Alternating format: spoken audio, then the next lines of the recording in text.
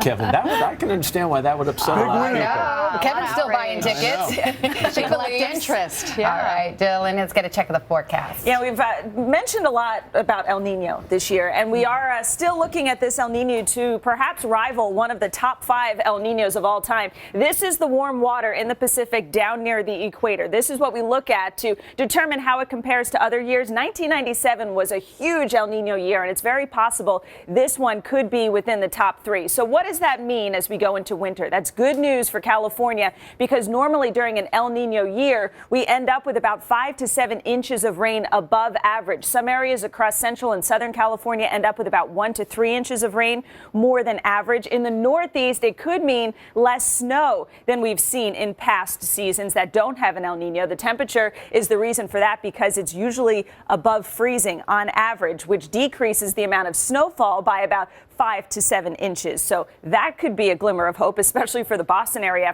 after the winter we had last year. Now, back through the Midwest, temperatures do tend to be a little milder by a couple of degrees. However, it's still only in the teens and 20s on average, so a couple of degrees is hardly noticeable. Snowfall, though, does tend to go down. We could even see in Detroit nearly 20 inches less snowfall than we get in a typical year. So it's possible that's how it could play out this winter, something to keep in mind. Elsewhere across the country today, though, high pressure and control through the plains up to the East Coast. That means lots of sunshine. Temperatures will get back into the mid-80s. Let's look at the weather across the country. Now here's a peek out. Customer service. And that's your latest forecast. All right, Dylan, thank you very much.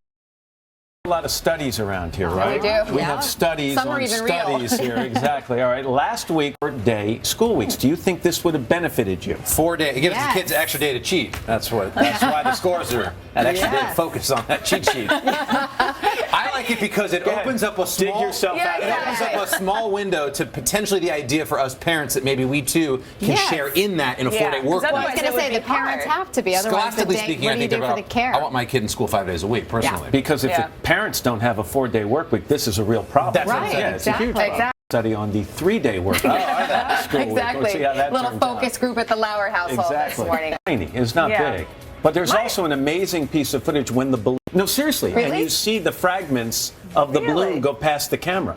It's incredible. Wow. See, my GoPro always dies. I think it was only up in the air for a few days or a day or two. Did it have a little if lost, please return to? Exactly. Okay, all right. I think we've exhausted this topic. In my ear, they just said, let's pop start. Pop star. Carson, please take